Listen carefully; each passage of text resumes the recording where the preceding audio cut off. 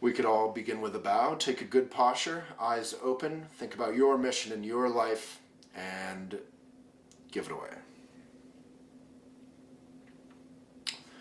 So hello, my name is Waylon Lewis, and I'm the founder of Elephant Journal, if you like it. If you don't like it, I really barely have anything to do with elephant. Today I wanted to do a little talk about everything that's important to me, all in one episode. So if I die, I get run over by a car, I will have left what's been most helpful to me in this short, precious life. So basically it's going to be about everyday mindfulness in a very tent-pegged, practical way. So I'm going to go through mindfulness in the morning, mindfulness at day, and then party like crazy at night is the third step. So I'm going to reference a couple things. One of them is a blog I wrote on elephant that is going to be referenced in the description below, if you look, called I'm in beep when I don't meditate in the morning. So basically this notion is that we think of mindfulness as this sort of privileged, fancy little thing for bored, rich, elite liberals and conservatives to do when they're 55 and, you know, they hate their partner and they're sick of going for walks, holding hands on the beach together and posing for stock photos. And really they're just miserable. So then they decide they're going to be Buddhist for a year and they go through their little yoga Buddhist phase. Really, what mindfulness is about saving you time. There's a reason that Google and all these aggressive tech companies are so into mindfulness. And that is it makes their workers more efficient. And if I haven't lost you yet, obviously the point of mindfulness is not to save you time. But the notion that mindfulness is some sort of airy-fairy elite thing that isn't connected to life, that is incorrect. I recently wrote that mindfulness is not for gurus on mountaintops. Mindfulness is for, yelling at your loved one because you're claustrophobic and you're speedy and you are over-caffeinated and you haven't exercised and you haven't slept enough. That's when mindfulness matters. Mindfulness isn't about getting you away from life. It's about helping you jump into life with 2 feet and enjoy it fully and be of benefit. Mindfulness is not about navel gazing. It's not spiritual materialism. It's not just another kind of fun, cute little trendy word to, spiritually jerk off to. It's really meant to be helpful for you and your problems and you and your wonderful potential. So I'll read a little bit of this blog perhaps, and then I'll jump right into mindfulness in the morning, mindfulness in the day and work, mindfulness at night. So this blog, I'm in a-hole when I don't meditate in the morning. Quote, all things are ready if our minds be so. That's from Shakespeare, Henry V. I'm a Henry IV part 2 kind of guy, but Henry V, The 2 best times to meditate each day. So this blog is about the 2 most powerful times to meditate every day. Read it. I recommend it. I'm not going to say anything more about it. Just go read it if you like it. So mindfulness in the morning. I'm going to try to talk mostly about myself, and I want to, not because I care about myself and certainly not because you care about myself, but because we want to keep this not abstract but actually realistic and practical and earthy. So a major problem, which Trungpa Rinpoche, my parents' Buddhist teacher, talked about is spiritual materialism. So, or theism. You could think of it as theism, which is I'm down here and then there's people who, those happy couples in the park who are making out and everything looks lovely, who are happy and they're out there, or God is out there. That's why it's called theism. But really, everything I'm talking about is from the point of view of me. I'm obviously an idiot. If you haven't noticed, I'm just a normal human being. So if you're ever an idiot or a normal human being, this is for you. Why would you want to listen to an idiot? Not because I'm super wise or anything, but just simply because these teachings, the Buddhist teachings of mindfulness and meditation and not multitasking are super helpful for idiots. They're actually for idiots. And if you think idiot is a sort of rude term, literally Buddha, the word Buddha means to awaken, to have awoken, to awake. Meaning, if you aren't a Buddha, you're asleep. You're out of it. You are, like me, an idiot. So let's talk about mindfulness in the morning. So you're sleeping, you're dreaming of, you're having a nightmare, or you're having a beautiful dream, or you're not having any dream at all. And suddenly your alarm goes off and boom, you're in this weird dreamlike world that is our life. So from a Buddhist point of view, it's good to remember and kind of cling to that feeling that life is but a dream. It's not solid. It's a little bit trippy, man.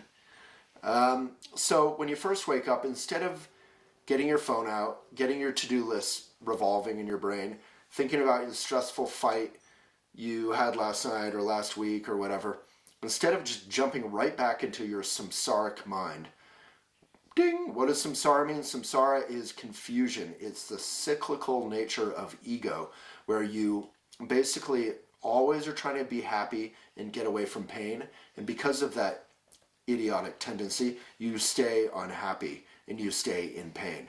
If you want to get rid of pain and be happy, the best way to do that is to face your pain and stop thinking about your own happiness. Think about others first. And others can include yourself, which is the notion of Maitri. And I'm sure we have an episode on that. And if we don't, we will soon. So, you wake up, remember that dreamlike quality and embrace it. And instead of getting into your to-do list, instead of getting on your phone, instead of even perhaps saying much to your loved ones or your children, just give yourself a minute. Sit up in bed, maybe do a little stretch. I stretch to the left, I stretch to the right, I stretch back. Do a little stretch because you can get really tight and kind of, especially if you're a little cold or slept funny, just do a little stretch. Then right in bed, or you can do it at your meditation shrine hall that's 350 square feet by 350 square feet, and everything is gold leafed and monks are chanting and it's perfect. So you can either do it in your meditation room or you can do it right in bed with your sheets all over the place. Just take a good posture. You could join me right now if you can. If you're driving or whatever, don't endanger your self or your passengers. Take a good posture, eyes open, looking 45 degrees down, just to minimize some distraction. The eyes are open because you actually want to maximize some distraction. You want to mix the meditation mind with your daily life. And breathe. So just breathe in and out a few times. Just place your attention like a little surfer on your breath in and out.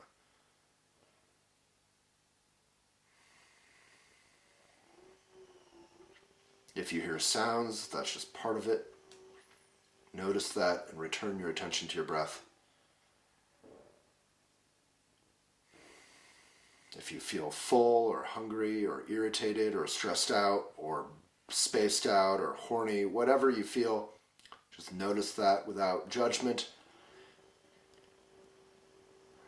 and return to your breath. The way you begin the whole day is then you can place your hands together if you want, or you can just bow with your hands on your thighs and you just bow to your life, to your day. And you basically say, may it be of benefit. May my day be of benefit. May anything I do, may any merit, positive or negative, which is sort of a magical notion, even if you do something bad, may it be of benefit to others.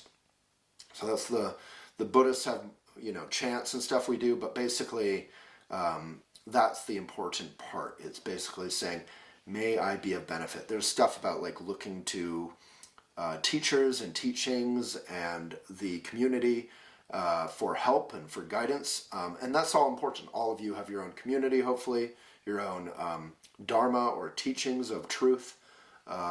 So one thing I do want to include in the description is maybe some best Buddhist books for beginners. So it's a wonderful way to start the day. Read a paragraph. But first, coming back, you bow. You give it away. You let go. You set an intention to be of benefit. And really, honestly, it doesn't need to be more complicated than that. You don't need to set an intention to get that work done or to accomplish, your first great book or your first this. It doesn't have to be a project. You can add all kinds of stuff to your intention, but the fundamental intention that should permeate and be the foundation to everything you're doing is simply to be a benefit. And it's pretty powerful because we wake up not wanting to be a benefit, but wanting to eat, go poop, run around, not be miserable, figure out the stuff in our head. It's just a lot of stuff is going on. So after you meditate, breath in and breath out, maybe for 5 minutes or something. Sunshine. Oh yeah. Thank you, Vanessa. Vanessa is like my, if you saw the movie Her, she's actually in charge of this entire world, and I'm just an algorithm. So you just breathe in, breathe out. When you find distraction, you just notice that distraction. As Allen Ginsberg said, you notice that you're noticing. So you just notice what you're noticing and return your attention to your breath. And you do that again and again. This is incredibly important. If you hang up right after this part. You just breathe in and out and label your thoughts, thinking, and return your attention to your breath again and again until your bias is toward being present with your breath instead of your bias being getting lost in your thoughts. So that could be 2 minutes. A lot of days I wake up, I meditate for 30 seconds, 2 minutes, 5 minutes. I'm super present. I've dedicated myself to the day and I jump into my day. Boom! 30 seconds, 2 minutes, 5 minutes could be plenty. Some days I wake up and I'm going through something and it takes 20 minutes, it takes forever, it takes 30 minutes, it takes an hour, I'm late to my first whatever. But I don't really leave until my bias is being present because I'm an asshole when I don't meditate in the morning. Not only am I an asshole, I create more drama. I almost said dharma. I create more drama and I'm actually way less efficient at everything. I have to do everything 5 times. One little moment of drama, Vanessa, goddammit, can create an hour of distraction, and then you have to have a meeting and bring other people in, and before you know it, your day is ruined and you've ruined everyone else's day. So instead of ruining everyone's day, just get present.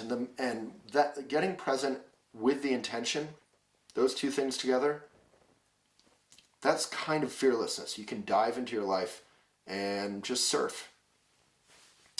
So Vanessa was reminding me about sunshine. Now this is a topic that has broken up many wonderful relationships, from Cleopatra and Antony.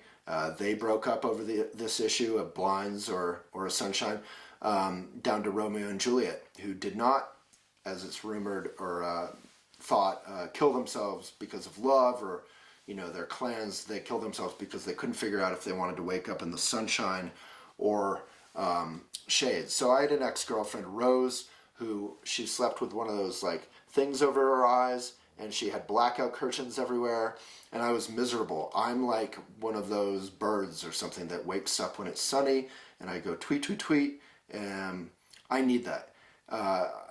Partially because I tend to stay up a little later than I should, so I really need sunshine to wake up. This is for you to figure out for yourself. Of course, my bias is get in with the rhythms of nature. I feel a little bit like I'm in a 10-year-old argument with Rose right now, so I want to be polite and respectful to those of you who like to black out everything and then depend on an alarm clock, but 90% of the time I wake up 5 minutes before on the clock, on the dot, 5 minutes before my alarm is going to go off, because I have a skylight over my head. I have a window behind my head. I have windows in front of my head. My doors are windows, basically. I have sunshine everywhere, and I love it. And then you wake up with nature. The more we're in with nature's rhythms, and I think this has been scientifically explored, the healthier we are, the more robust or resistant we are to depression, seasonal depression. So sunshine, that's a good one. This is something that's been a 44-year-long project, but I make my bed at least a little bit. I at least pretend to make my bed, like, spread out the duvet a little bit. And it gives you this feeling that your home base, where you started your day from, is not a total mess. That's just nice psychologically. At this point, you're probably like, this is unrealistic. What's up with the phone? Have you gone to the bathroom? You probably have screaming kids running around or a dog who needs to go pee. So a lot of stuff starts happening really fast. So starting with those couple minutes of meditation can be key. If you then have children and all these interruptions, you could go find a time later maybe to meditate for a few more minutes. But I really try to minimize any action I take with the public, and by public I mean anyone, not me, until I've meditated and dedicated myself to the benefit of all sentient beings, including myself, for the day. So yeah, I go to the bathroom, all that stuff, brush my teeth, shower at some point. Obviously, you guys can all do that.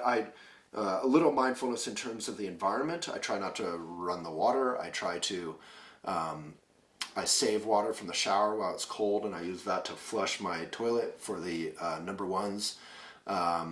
And I use zero waste toothpaste, which is also crazy cheap.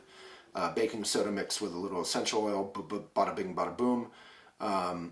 So try to be, kind to your planet and enjoy your day. Make your coffee, make your tea, do whatever. For me, community is a huge part. I'm skipping ahead a little bit. I like to bike out of the house. A lot of you can walk or bus or driving is what gets tough. If you drive and you have a commute, that is tough for your heart. That's tough on your relationships. Commutes are tough, and there's a lot of science to back that up. So if you can possibly get on a bus where you can listen to a book on tape or a podcast or read or talk with a friend or even make a phone call, read the paper, anything, that's fantastic. I love engaging in community directly, just being around society, talking with the barista. We have some blogs on that on Elephant, but sometimes the most important people in our lives aren't our friends, they aren't our lovers, they aren't our enemies. They're the sort of third class of people who are just people who you don't love and you don't hate. You just they're part of your daily life. And those people, waiters, baristas, can be wonderful sources of community and joy. And you can be kind to them, they can be kind to you, and there's just a level of everyday celebration that happens. All right, we're rewinding a little bit. So back to the bed and the bathroom and all that. So I leave my phone not in my room usually, but in the bathroom for the alarm clock. And I also put it on airplane mode, and notifications off. What do you call that? Do not disturb.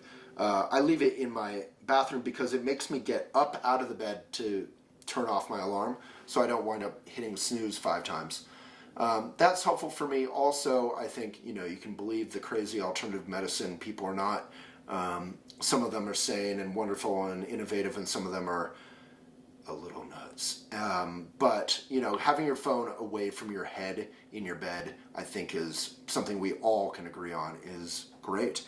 But so many of us do it. So many of us have our phones basically on, right on our nightstand. Don't do it. Don't have anything that can disturb your deep sleep by your bed. And a lot of you might say, well, I need to be available in case of an emergency. If you're always available for an emergency, there's that 5 or 10% of your brain that is never going to be relaxed. So I just challenge or invite you to explore whether you need to be available for an emergency at 3 a.m. If you think you do, then you probably do. If you don't, leave your phone in the next room and off, more or less. I then will often lay in bed for up to 45 minutes. I read pretty much the entire NY Times on an app. Sadly, I have some work that starts very quickly with Instagram and text messages and stuff. Those things do kind of stress me out a little bit, so I always have to make sure I meditate first. Otherwise, I get a little bit my day is flooding upon me. But, you all have your own level of work or school or children or responsibilities. My dog, God bless him, Redford, needs to go pee, needs to have food, needs to go poop, so I often will go for a walk. Whether you have a dog or not, it's wonderful. Obviously, if you can build it into your schedule to go for a jog or go to the gym. I'm not a huge gym fan. I feel like people drive to gyms, which drives me insane. They drive to gyms to walk on a electric powered walker machine. Just go for try to get outside if you can. Nature is restorative in a way that a gym isn't, but gyms have their place. If you're in Minneapolis and it's freezing, I get it. Whatever. This isn't meant to all be judgment, but at the same time, this isn't a judgment-free zone where everything is okay. At that point, everything would just be sort of beige, like Microsoft in the 90s, and why would you even listen to this? If you just want to listen to something you agree with 100% of the time, that's a cult, right? So my cult has zero membership. It's very disappointing. So where are we? So we're in bed, kind of. We're reading. We're out of bed, kind of. We're in the cafe. At that point, you're kind of off on a good note. You can drink your coffee at home. You can drink your coffee out or tea or whatever. Obviously, many years of being around coffee and cafes and stress and tech and business and entrepreneurship, I really restrict my coffee drinking to 2 a day. And I personally don't like drinking coffee at home that much. On the weekend, I love it, but during the week, I need that social element to really get honestly, my face is sort of weirdly doesn't wake up until I talk with people. I can shower and be awake all morning and work at home. And if I leave the house finally at noon, my face is still asleep. So I just somehow need to wake up fully by getting out. Some of you will work at home, many of you work in an office. I do both. I have an office, so I can hopefully relate to both of you. If you're going to school, if you're a parent, again, there's lots of permutations here. It's considered very important to wake up your intellect, not just your breath or your being present. So I always read at least one quote or paragraph, if not a page or two, of Dharma every morning. And again, that's that list of best Buddhist books for beginners. Some reference point of sanity and clarity to mix with your experience intellectually is incredibly important, as well as experientially, which is the meditation. So that's that. I think at this point we're in the day. So little routines for the day. There's so many. I've done a video on mindful speech, which again, I am not an example of. I am practicing it. Mindful speech or elocution is incredibly powerful, even to just explore it and know about it, so you have that as a reference point. Because our speech, in Buddhism, they say there's basically three things going on. You got your body, you got your speech, and you got your mind. So if your speech is constantly saying, fuck, or it's saying or like, and I definitely am guilty of all three of those, it's helpful to have that reference point of awakening speech, or a wakeful speech. Taking your shoes off before you go into the office or into your home. Taking your shoes off creates a pause. Environmentally, you don't have to vacuum as much. No one here is a huge vacuuming fan. If you hire cleaners for your house, there's still a level of you're having pesticides and poopiness all over your couches and your chairs and your rugs, and that's not what you need. Literally 100% of your shoes and your boots have poop and pesticides on them from walking around. So leave them at the door. That's a Japanese custom. It's a custom in many cultures, many religions or faiths. The wonderful mindfulness aspect, whether you believe in shoes off or not, is it creates a frustrating moment of pause. So Vanessa and I just went to get coffee. I re-entered the office briefly to talk with Dave. A colleague of mine, I'd already got my shoes on. I had this moment of not wanting to go back in because my shoes were already on. And I had this moment of, just take off your shoes, go back in, talk to him face to face. Mindfulness is usually happening when you're frustrated and speedy and you just remember, God damn it, I'm going to slow down and breathe. That's mindfulness. Mindfulness is not peacefulness. Mindfulness is frustration. When you feel frustrated and you decide to slow down and relax instead of fighting it and having a temper tantrum, that is mindfulness.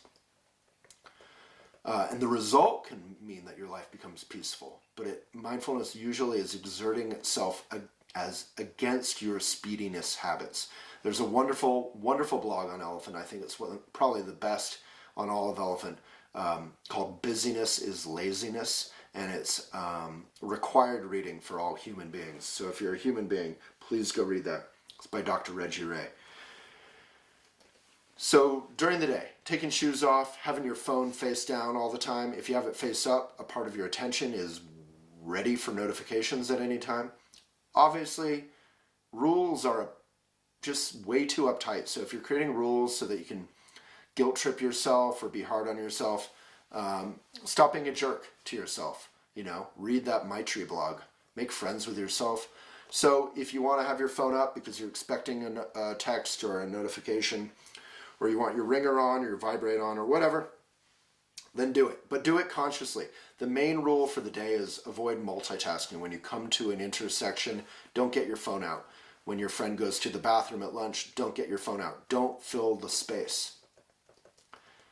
If you decline to fill the space, your mind will have little opportunities to relax and expand, and that's when insight occurs. That's when joy occurs. That's when solutions occur.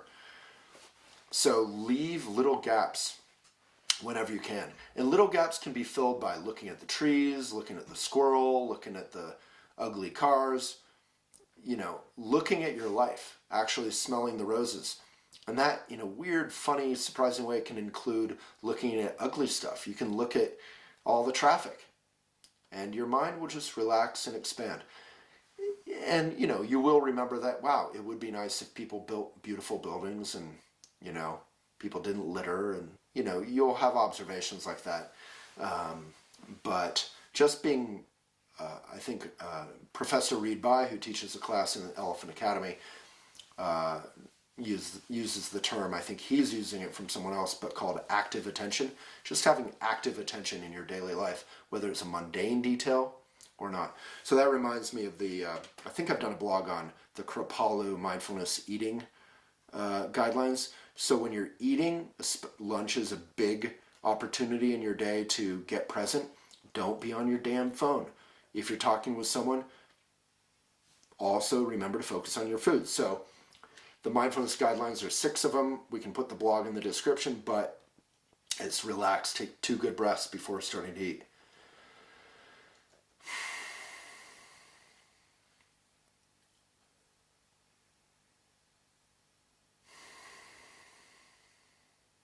And if the overwhelming feeling of slowing down enough to take 2 breaths is speediness and not wanting that space, then you need them. Then gratitude. Actually, remembering to feel gratitude for how this food got to you, how the pottery that is holding the food got to you, for the waiter, for the waitress, for the cook, for the whole crazy food system that we've created. Or maybe you're eating local out of your garden. However, just being grateful for the food, for sunshine, for rain, for the seeds. You get it. Appreciation of the food, actually looking at it, like get into it. You'll be surprised how much better food tastes when you actually enjoy looking at it instead of just scarfing it down. Smelling it, that's a funny one. I now try to smell my food, and it's always a funny moment. You're like, but there you go. And we associate a lot of our life's memories with smells. So get into that huevos rancheros veganized at Leaf. That's what I just ate for lunch. Smell it. And then chewing. That may seem like an obvious one, but chewing and really feeling the textures and the tastes as they kind of explode and unfurl and move around. Man, food tastes so good when you pay attention to chewing. And then finally, pausing. I think that's the final one. Pausing before you go off to the next thing. So it's not just like mindful eating, so mindful, and then whoosh, you run off. You're actually mindful eating and you enjoy it. And then pause. Maybe you could dedicate your merit again, bow, whether or not you... So we Buddhists bow before and after a meeting, before and after a meal. A bow is a moment of connecting heaven, realm of inspiration and ideas above, earth, the gentle, nurturing, grounded, earthy earth realm of details, and heart, human, shoulders, society, all in the middle. So we join that as human beings. We join heaven and earth in our heart and shoulders, and then you give all that away in the bow. Before and after a meal, before and after a meeting, creates a moment of pause, and again, intention. But whether or not you're bowing for the meal, just having a little pause before you run off to the next thing can be wonderful. Commuting, again, is a huge thing. I commute during the day on my bike. Many of you can't or won't or don't do that. But if you can get outside and move your body a little bit, exercise in the very beginning of the day, exercise around lunch, even just build exercise into your day. So it's not necessarily going to the gym or climbing or yoga or whatever, which is all great, but building it into your daily routine. Walk to lunch, take the stairs, stop taking the elevator, stop taking the escalator. And if you're on the escalator, one of my crazy pet peeves is, why do people stand on escalators? There's still stairs.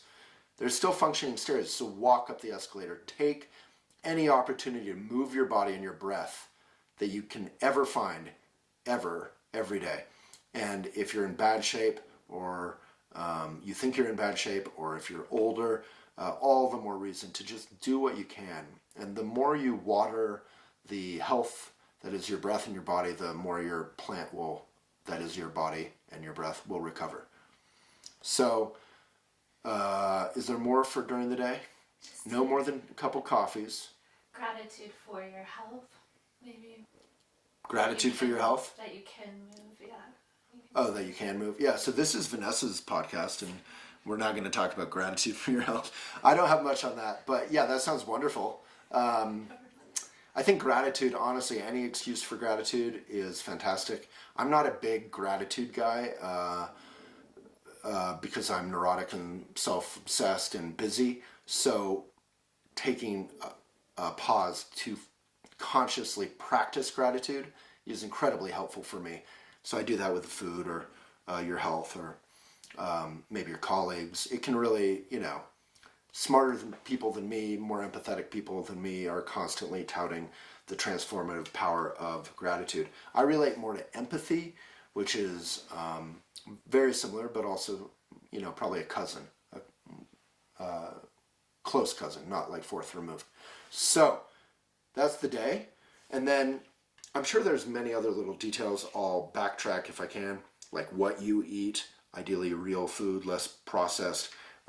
Meetings are excruciating. I love to move around during the day. Move from a standing desk to a sitting desk to a bike to a cafe, sit at a cafe, get up for coffee, that kind of thing.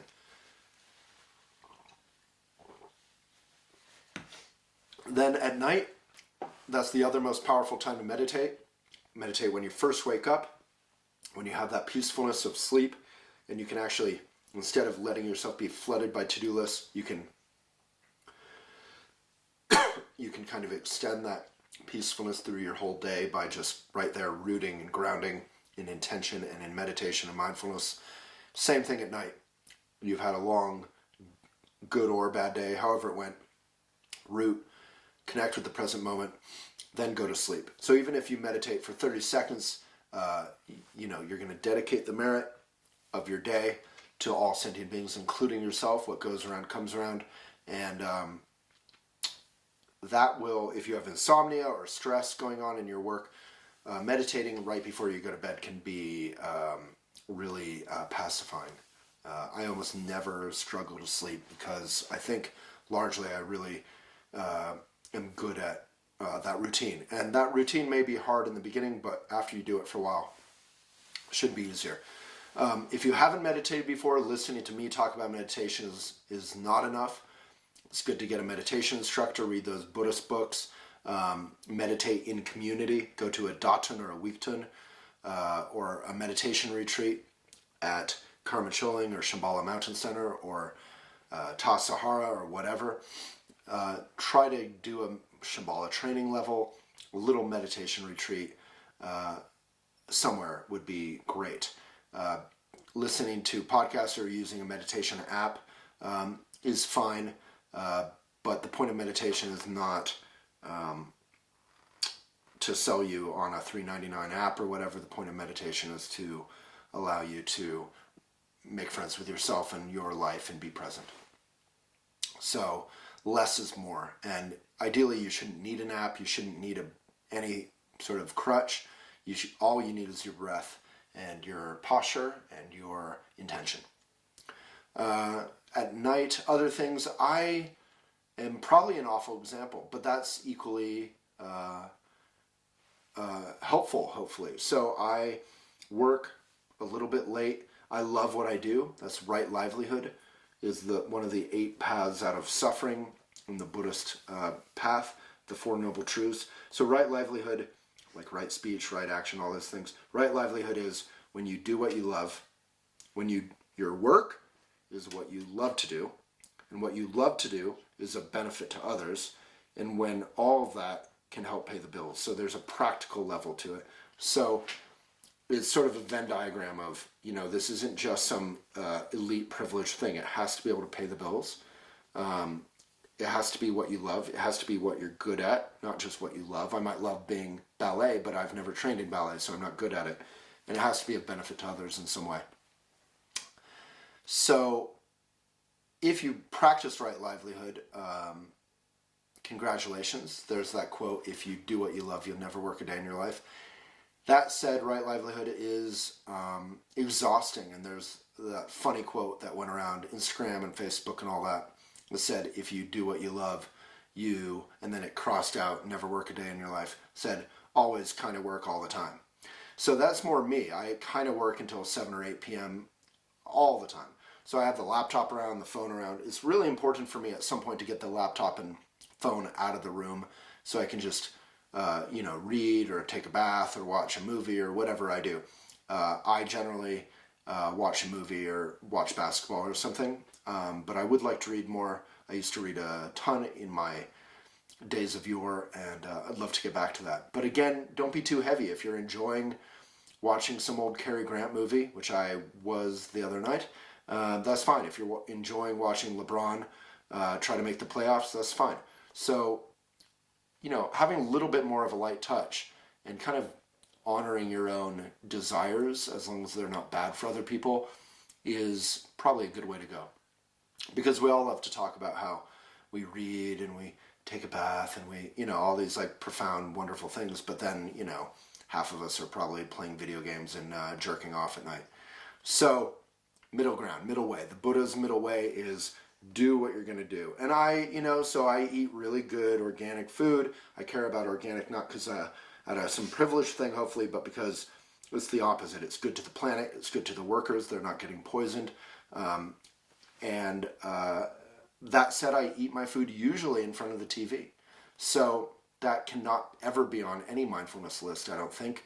But it's what I do and it's what I enjoy. And if I'm with a friend or a partner, of course I'll sit down and have a proper candlelit meal and conversation. But if I'm alone, I kind of, I try to be present with the food and I enjoy it. So enjoy your evening, If you're going out, that's a whole nother story. There's mindfulness around straws. There's mindfulness around how much you're drinking, if you're drinking. There's mindfulness around factory farming. If you're eating cheese or dairy products or meat, in almost any restaurant, that's going to be a horror, a holocaust for animals. If you know the source, be really mindful about it. But even the best small farms can often be awful for animals. So, I am vegan. You may be or may not be. It's not up to me whether you are or not, but please think about factory farming. It's a horror. It's a terror. It's an awful crime.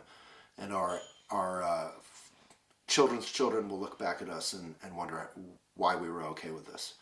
So, on that cheerful note, I think, after you enjoy your evening, your food, with your shoes off, and your phone out of the room, your laptop out of the room, just do one thing fully.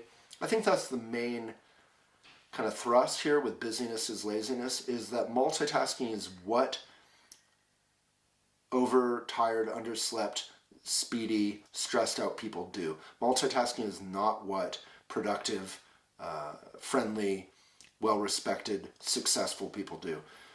There are certain things you can do where you're multitasking. I can walk the dog and be on the phone, but there's a lot of things that, you really can't do multitasking. You can't, drive and text. You really can't. You really shouldn't. It's, as Louis C.K., I know I'm not supposed to refer to him anymore, but as he said, you're basically making the decision that your speediness and itch is more important than someone's life, which may not even be yours. You're literally making a dangerous decision for other people potentially. So I think that's everything. A lot of you will have wonderful suggestions. I'd love to hear comments. And I'm sure a lot of those will involve beautiful things like journaling or reading at night or, profound practices that I haven't even haven't even touched on. And again, I would just genuinely, humbly say that what I'm talking about is mostly the Dharma and the teachings of the Dharma, mixing that with my experience in my life, which is necessarily limited. So I would love to read your comments and maybe make suggestions that could be helpful for other people. And as always, respectful, constructive comments, whether they're critical or not, they're welcome. But, let's keep it positive. All right. I think we're good. So let's end this meeting as we started it. Take good posture, eyes open. Smile if you have to, and give it away.